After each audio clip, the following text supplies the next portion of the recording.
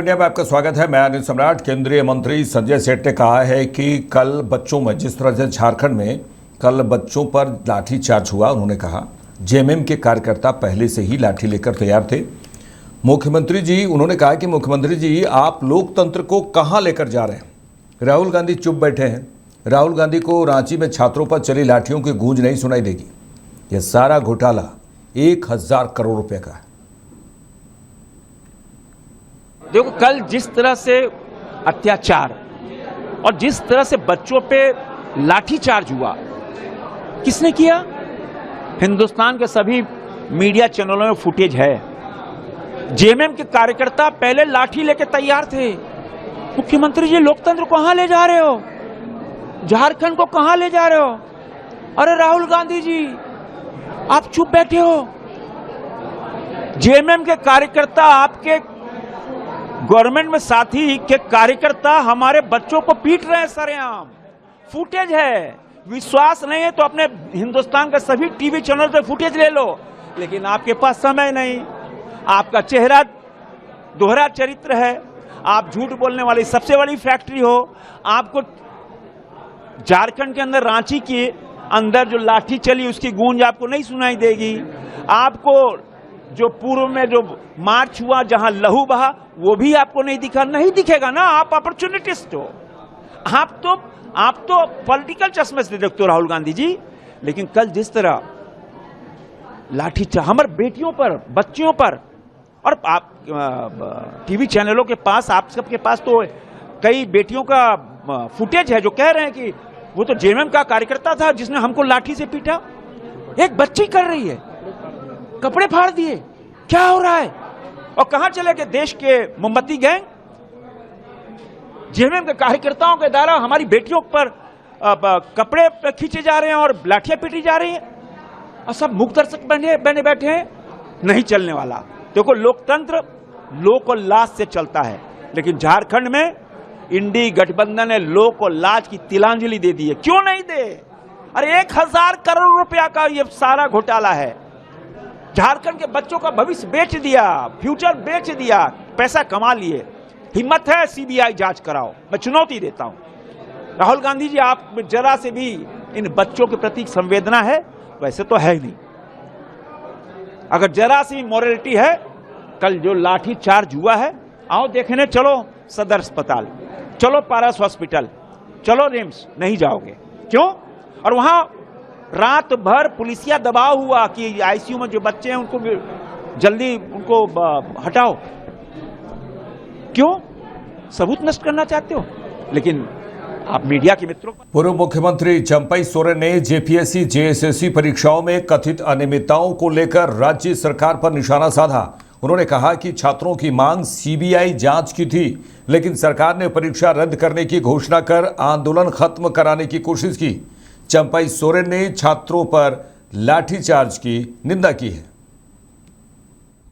आज तक हमने नहीं देखा है झारखंड में कोई कार्यक्रम में कोई दूसरा पार्टी अपना झंडा डंडा लेकर।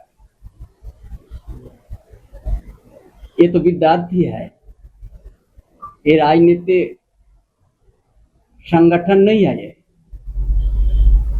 विद्यार्थी युवा एक रोजगार की तलाश, और ये बहाली में जो धांधली हुआ है उसको सही जांच करने के लिए विद्यार्थी का आवाज है। आज हम एक राजनीतिक दल का है, इसीलिए आज हमको बड़ा दुखी लगा कि हम क्यों विद्यार्थी कैसे इस तरह से लाठी चला। वो तो लोकतंत्र अपना के अपना मांग को रख रहा है, अपना दुखी को, प्रतिक्रिया को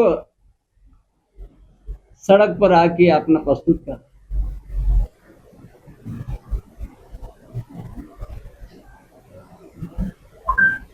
इसलिए जो भी आज विद्यार्थी के साथ जितना ही घटना हुआ, अत्याचार हुआ, एक दिन यहाँ के झारखंड के जनता निश्चित रूप से उनका पीछे में खड़ा होने के तैयार है। कि ये तानाशाही सरकार, ये युवा विरोधी सरकार, विद्यार्थी विरोधी सरकार तानाशाही हद पार कर दिया।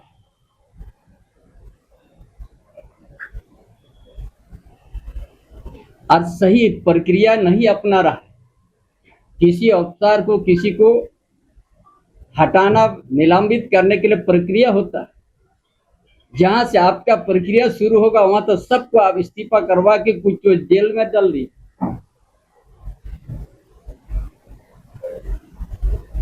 वहां शून्य ताला लग गया।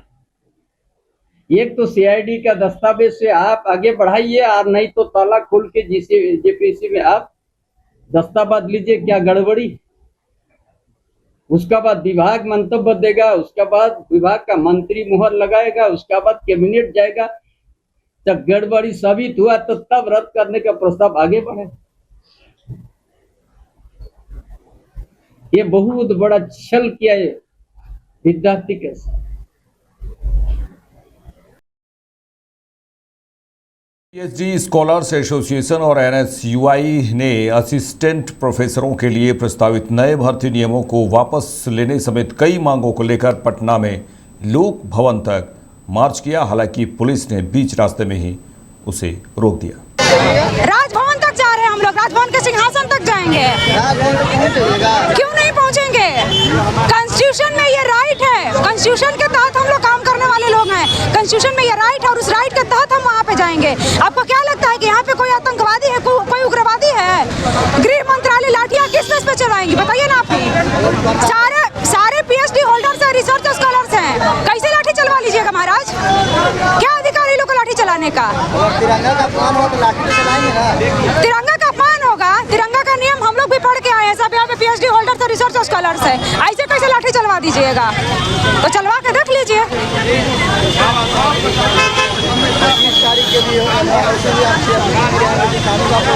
बिल्कुल बिल्कुल होंगे। सरकार से हमारी लड़ाई है और सरकार जब तक हमारी मांगों को सही तरीके से नहीं सुन लेती है, समझ लेती है, उसका इम्प्लीमेंट नहीं कर देती है, तब तक ये लड़ाई जारी रहेगा। और ये पूरे बिहार की लड़ाई है, ये सिर्फ हम लोगों की लड़ाई नहीं है, व्यक्तिगत लड़ाई नहीं है। व्यक्तिगत लड़ाई होता तो मैं सिर्फ अकेले रहती, यहाँ पे अकेले जाती। पूरे बिहार के पढ़े लिखे इंटेलेक्चुअल लोगों की लड़ाई है और ये अंत दांव पेश तक होगा, एकदम होगा।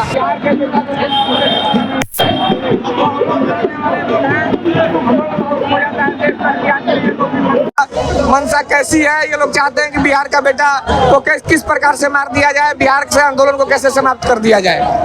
जैसे कि बिहार के कुछ नेताओं द्वारा कहा जाता है कि चेहरा चमकाने के लिए आंदोलन कर रहे हैं, यूं कुछ हुआ। अगर छात्रों की बात आवाज उठाना, परीक्षाओं में धांधली के खिलाफ उठाना, अगर चेहरा चमकाना है तो मैं जरूर चेहरा चमकाना चाहूंगा। मैं आपको बताना चाहता हूँ वही भ्रष्ट लोग जिन पे 1200 केस है, वो चेहरा चमकाने की बात करते हैं। जिस दिन जांच बैठ जाएगा, उनकी संपत्ति की जांच हो जाएगी, वो लोग को पता लग जाएगा कि हम कितने पानी में और कितना हमने भ्रष्टाचार किया है। उन्होंने अभी तक में सरकार के कोई प्रतिनिधि आए हैं आपसे बात करते हैं? सरकार के प्रतिनिधि आते रहे हैं, लेकिन कोई सार्थक पहल नहीं है, वार्ता विफल रही है। इस प्रोटेस्ट से आज क्या सरकार को कुछ मैसेज मिलेगा या फिर 25 को आप इससे बड़ा निकालेंगे? देखिए, सरकार की मंशा स्पष्ट नहीं है, सरकार क्या चाहती है। लेकिन हम लोगों ने आज राजभवन घेराव का हम लोगों ने ऐलान किया था और हम सभी आवाज अपनी मजबूती पूर्वक उठा रहे हैं। झारखंड में जिस तरह से छात्रों और पुलिस के बीच कल झड़प हुई है, उसी को लेकर जेएमएम नेता मनोज पांडे ने बहुत कुछ कहा है। क्या कुछ कहा है, इसे सुनिए। देखिए, छात्र बहुत ही कम संख्या में थे, उसमें ज्यादा विद्यार्थी परिषद के नेता, कोचिंग संचालक, उनके लोग और भाजपा के लोग, वो छात्रों को दिग्भ्रमित कर रहे हैं। अब आप ये बताइए कि कोर्ट ने जो आदेश दिया उसमें हेमंत सोरेन दोषी कैसे हो गए भाई? और हेमंत सोरेन को भाजन क्यों बनेंगे? ठीक है, पुतला दहन तक ठीक है, लेकिन अमर्यादित भाषा का प्रयोग किया गया एक आदिवासी मुख्यमंत्री के लिए।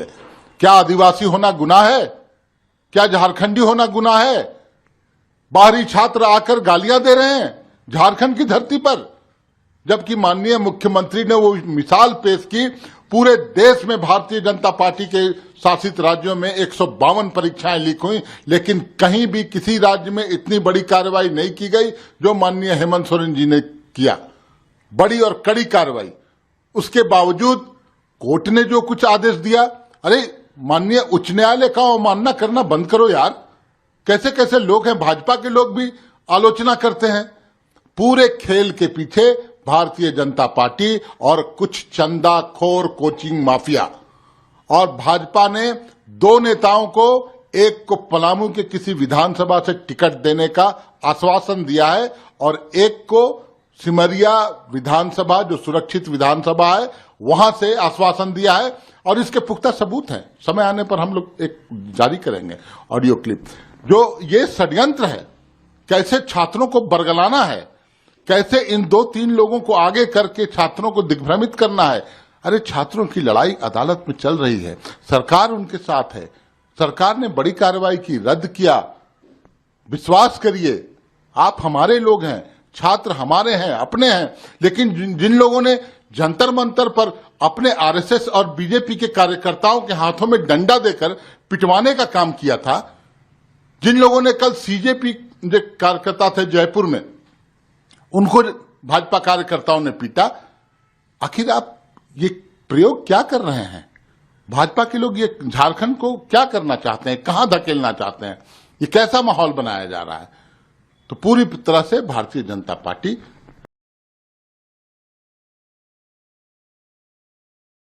अध्यक्ष नितिन नवीन दिल्ली में पार्टी मुख्यालय में पार्टी नेताओं के साथ बैठक किए और इस बैठक में राष्ट्रीय पदाधिकारी और राज्य अध्यक्षों के साथ हर राज्य इकाई से 4 अन्य पदाधिकारी भी शामिल हुए। हर राज्य इकाई से कुल 5 पदाधिकारी इसमें हिस्सा लिए। आज इस प्रस्ताव में, आज इस रिजोल्यूशन में भारतीय जनता पार्टी के पदाधिकारी की बैठक में, पहली पदाधिकारी की बैठक में माननीय राष्ट्रीय अध्यक्ष जी ने निर्देश दिए हैं कि भारतीय जनता पार्टी का प्रत्येक कार्यकर्ता देश के प्रत्येक गली नुक्कड़ कोने में जाकर वंदे मातरम का यशोगान करेगा। वंदे मातरम के विषय में लोगों को हम बताएंगे। वंदे मातरम को लेकर जिस प्रकार की कुलछित राजनीति कांग्रेस पार्टी कर रही है, उसको लेकर हम आंदोलन खड़ा करेंगे।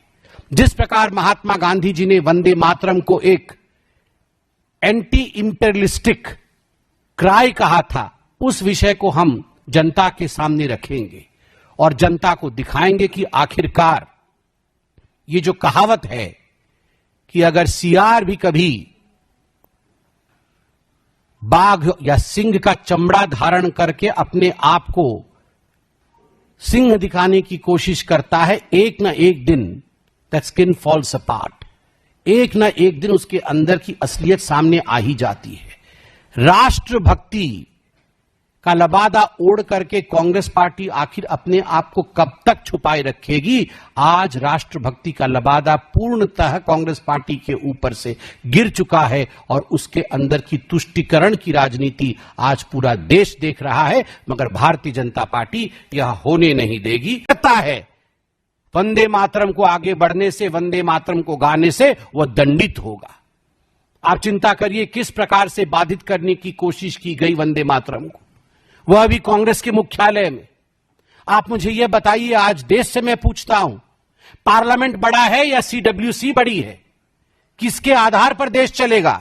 पार्लियामेंट में जो निर्णय होंगे उसके आधार पर देश चलेगा या फिर सीडब्ल्यूसी की कमेटी में जो निर्णय लिए जाएंगे, जो रिजोल्यूशन लिए जाएंगे, उसके आधार पर देश चलेगा? जब पार्लियामेंट में नियम बनते हैं, जब पार्लियामेंट में कानून पारित होते हैं, उस समय कांग्रेस पार्टी के लोग सीढ़ी में बैठे रहते हैं पार्लियामेंट में, वहां वेश बदल के आते हैं, वहां अपमानित करते हैं दूसरों को। कोई साधु बन के आता है, कोई साधुओं को पीटता है, वहां अपमान किया जाता है। जिस समय कानून पारित हो रहा होता है, आप कानून के विषय में कोई संबंध नहीं रखते हैं, वहां अंदर मौजूद नहीं रहते हैं और सीडब्ल्यूसी में आप नया कानून बनाने की कोशिश कर रहे हैं। खबरदार, खबरदार, वंदे मातरम के साथ कोई खिलवाड़ नहीं होगी। हां, हम जानते हैं इसी राहुल गांधी जी ने अपने एक बंद बैठक में जिसको मीडिया के बंधुओं ने उजागर किया था, यह ऐलान किया था, हां हम मुसलमानों की पार्टी है। उन्होंने कहा था हां हम मुसलमानों की पार्टी है, मगर उसका अर्थ यह नहीं है कि देश को आप इस प्रकार वंदे मातरम के माध्यम से विभाजित करने की कोशिश करेंगे। और वंदे मातरम, जैसे गांधी जी ने कहा, यह देश का गान है, यह मंत्र राष्ट्र का है।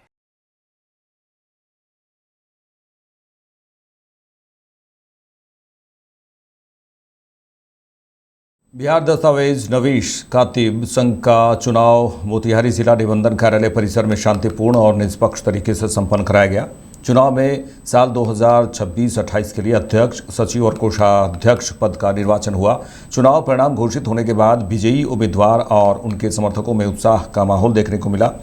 चुनाव में अध्यक्ष पद पर सरवर अली निर्विरोध निर्वाचित हुए। उनके निर्विरोध निर्वाचन के बाद समर्थकों और संघ के सदस्यों ने उन्हें बधाई दी। वहीं सचिव पद के लिए अरविंद कुमार ने 31 मत प्राप्त कर जीत दर्ज की। इसके अलावा कोषाध्यक्ष पद पर जय मंगल गिरी ने 39 मत प्राप्त कर विजय हासिल की है। जी बहुत बहुत शुक्रिया सारे कातिबों लोगों का। और मैं 2014 से 24 तक यहाँ का अध्यक्ष रहा हूँ। 4 बार चुनाव जीत चुका हूँ। उसके अलावा 2024 के बाद हम जिला के अध्यक्ष भी रहे हैं। इस बार फिर हम अपने मोतिहारी शाखा में आए हैं। आज का इलेक्शन संपन्न हुआ। हमारे चुनाव प्रभारी बहुत बेहतरीन ढंग से सबका चुनाव कराए हैं और ये जीत का श्रेय हम सब कातिब भाई बंधु को देते हैं और आशा करते हैं कि सब लोग हम पहले की तरह काम करेंगे। समस्या भी है कातिब लोग का, उनका लड़ाई लड़ी जाएगी? जी जी बिल्कुल लड़ी जाएगी। हमारे यहाँ जगह की समस्या है, उसके बारे में ये जो सेट बना है, हम लोग बड़ी मुश्किल से सब चंदा इकट्ठा करके हमने सेट बनवाया है। पहले मोड़ई का सेट था जिसकी वजह से बरसात में गिर जाता था, तो पदाधिकारी से मिल के हम लोगों ने आदेश लिया और सब कातिब को बैठने के लिए हमने सेट बनवाया।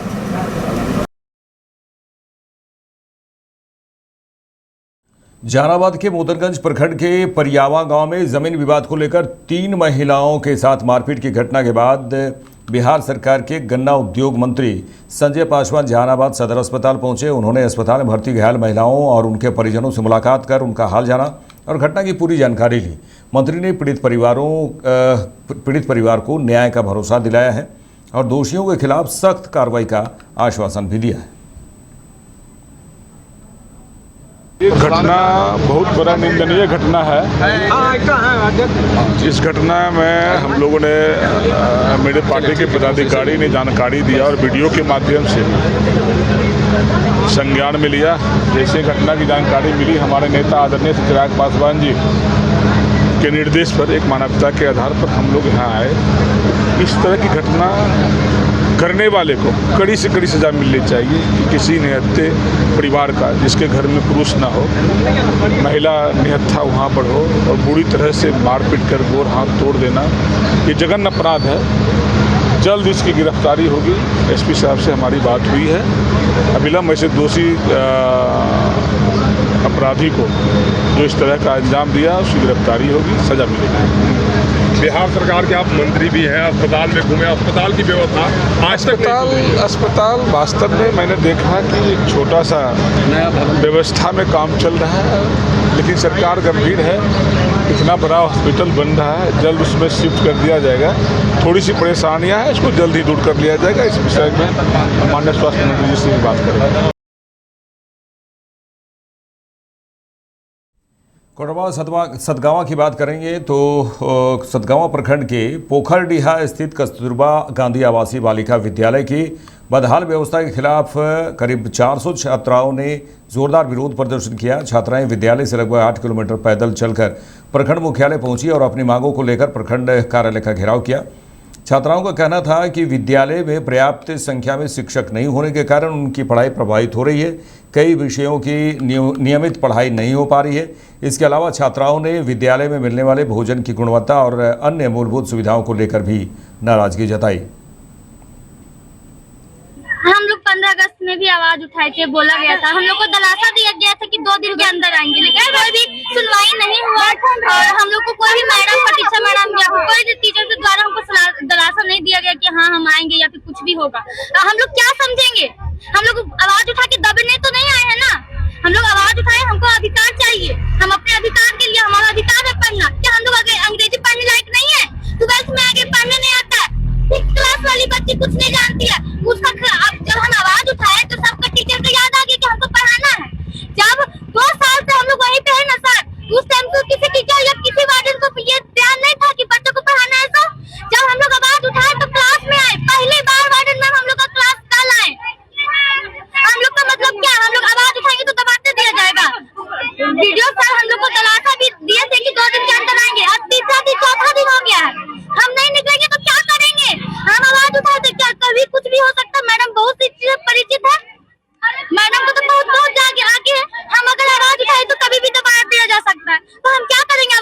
उठाएंगे तो आज तुम्हारा क्या मांग है? हमारी मांगे बस यही है कि 6 से लेकर 8 तक की जितनी भी बच्ची है उनका क्लास वर्क, जो जितने भी टीचर है वो सभी कोई उनका पढ़ाई करेंगे। इंग्लिश का सारा टीचर आना चाहिए। इंग्लिश के 2 टीचर होने चाहिए विद्यालय में, लैंग्वेज टीचर 2 होने चाहिए, क्योंकि 6 से लेकर 12 तक की बच्ची है, 7 क्लास है। हम लोग इंग्लिश में बहुत कमजोर है, इसलिए 2 टीचर होने चाहिए। मैथ के टीचर, साइंस के टीचर और जो खेल कूद के टीचर, लाइब्रेरी पूरा होना चाहिए, खेल का मैदान होना चाहिए। और हम लोग को खाना नहीं, हम लोग खाना बनवाए हैं, हम लोग से बताया गया, हम लोग खाना बनवाए हैं, बाथरूम साफ किए हैं। हम अब बताइए हम लोग कहाँ जाएं? तुम लोग आज फैसला लिए हैं, तुम लोग क्या करने का मतलब? हम लोग का बस हम लोग आवाज उठाएंगे तब सरकार को। वहाँ से निकली है तो फिर कहाँ जाना है? हम लोग जाएंगे, घेराव करेंगे ब्लॉक में, ब्लॉक का घेराव करेंगे। और उसके बाद डीसी को बुलाएंगे, डीसी सर को बुलाएंगे, क्योंकि वीडियो सर तो हम लोग को दलासा देकर झाप दिए हैं। क्या ऊपर से क्या हम लोग जानने गए हैं? हम लोग बच्चे को, हम लोग को सूचना दिया गया है कि आएंगे नहीं आएंगे सब, इसलिए डीसी सर को आना होगा हम लोग को दलासा देने के लिए। बस हमारी मांग यही है, डीसी सर आएंगे। डीसी सर बुलाने की मांग करेंगे। जी। और शिक्षा व्यवस्था को सुधारना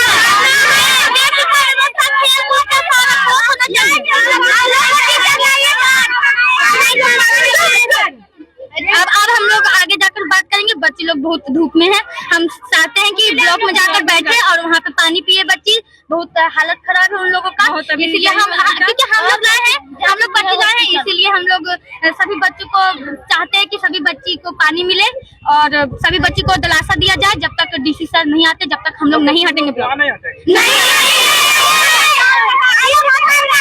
डीसी सर नहीं आएंगे जब तक हम लोग नहीं हटेंगे। आपसे हम हाथ जोड़ के विनती करते हैं, हमें सुरक्षित से मतलब अच्छी तरह से हम लोग को ब्लॉक पहुंचा दिया जाए, पानी दिया जाए,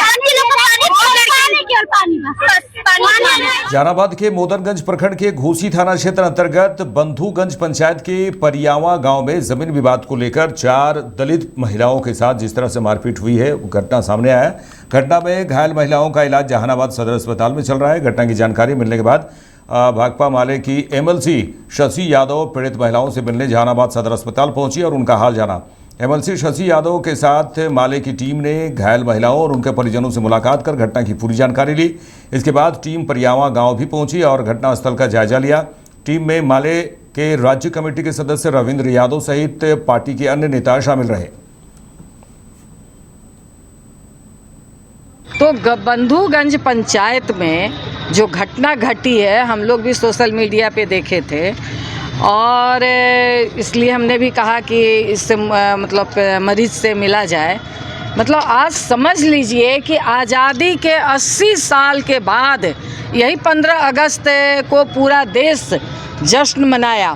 हमारे प्रधानमंत्री लाल किला से दिमागी नक्सल खोज रहे हैं, मगर यहाँ आज गांव के अंदर फिर से सामंती उत्पीड़न बढ़ गया है।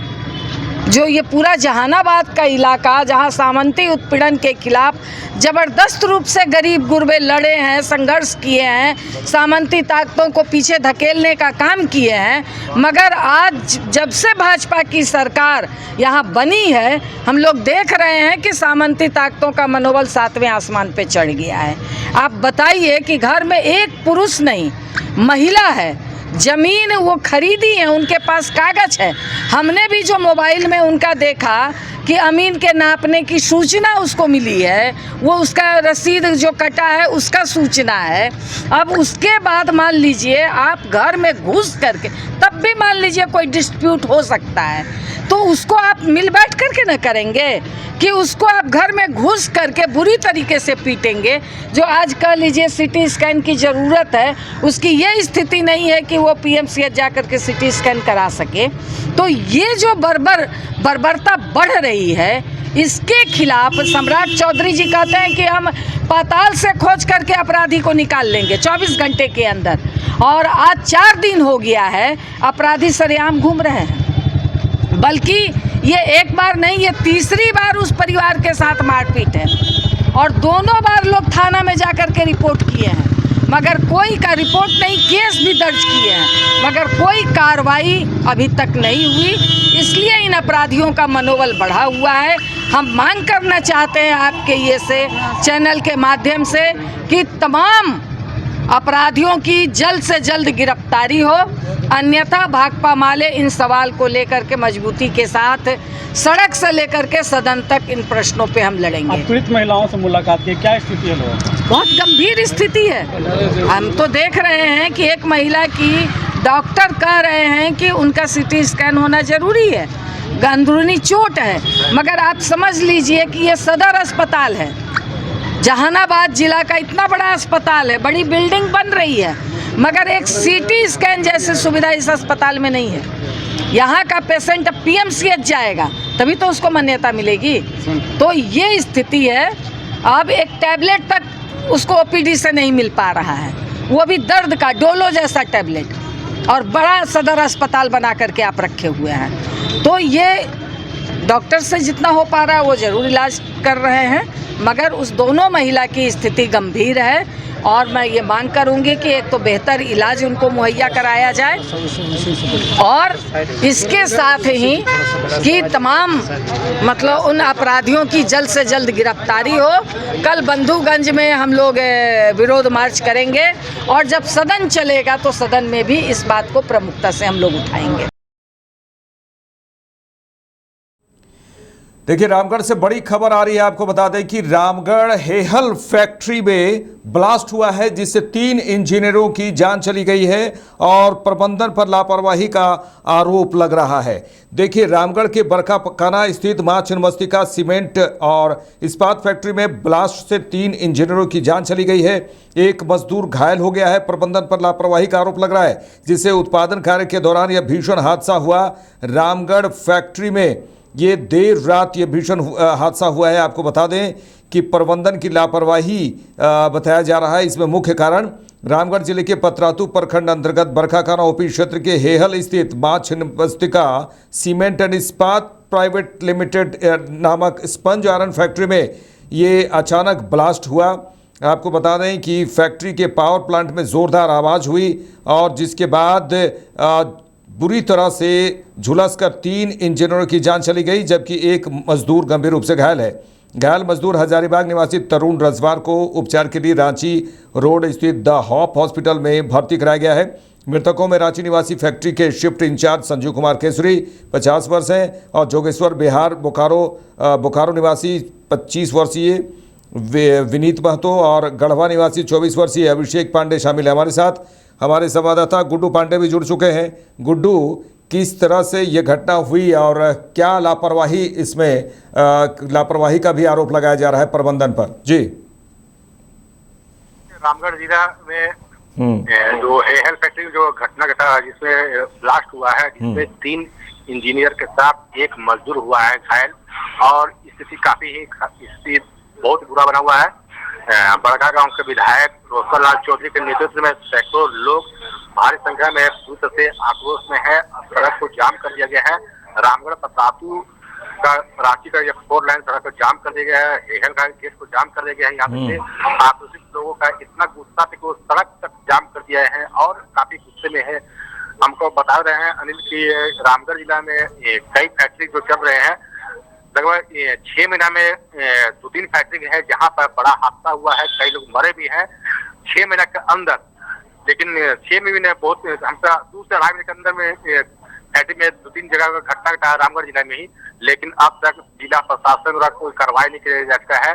जो कल जो ब्लास्ट हुआ है, जहाँ पर कैसे हुआ ब्लास्ट ये कहना मुश्किल है, लेकिन ब्लास्ट होने के बाद कंपनी में किसी भी मीडिया कर्मी को या किसी को भी जो उनका पीड़ित है या किसी को भी अंदर जाने नहीं दिया रहा है। और कहने के ये कमियां बहुत बड़ा है जिला प्रशासन की, एक बहुत बड़ी लापरवाही है। जिला प्रशासन इस मामले में संज्ञान ले, खुफिया जो विभाग जो भारत सरकार जो किया गया है इस मामले में संज्ञान ले आखिर में घटना घटा के घटना घटने के बाद क्षेत्र में मातम का माहौल छाया हुआ है। जिसका घर का चिराग उजड़ गया तो उस घर का सारा संपत्ति चला गया, यानी कि घर का किसी वो बेटा होगा या पति होगा किसी का जो भी होगा, लेकिन उस परिवार का सारा चीज खत्म हो गया। वहीं पर जो घायल मजदूर है उसका इलाज किया जा रहा है, लेकिन प्रबंधक के द्वारा अभी तक कोई पहल नहीं किया जा रहा कि आखिर में ये घटना हुआ कैसे, लेकिन अब देखना कि जिला प्रशासन इस मामले पर क्या संज्ञान लेता है। हालांकि विधायक रोशनलाल चौधरी वो पहुंचे हुए हैं, लेकिन अब रोशनलाल चौधरी पर भरोसा आज लोगों के बीच में है कि आखिर रोशनलाल चौधरी विधायक उन लोगों के क्या इंसाफ दिला पाएंगे। अनिल, चलिए, तमाम बातचीत के लिए आपका शुक्रिया गुड्डू। तो दर्शकों को बता दें कि ये भीषण ये हादसा ही कहा जा सकता है जहां हेयल फैक्ट्री में 3 इंजीनियरों की जान चली गई है और एक घायल है जिसका इलाज चल रहा है।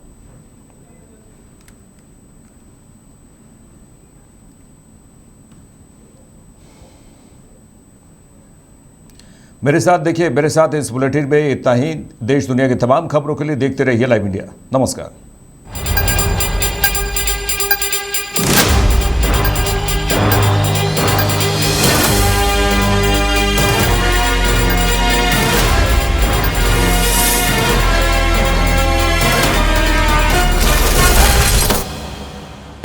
आप देख रहे हैं लाइव इंडिया हर पल।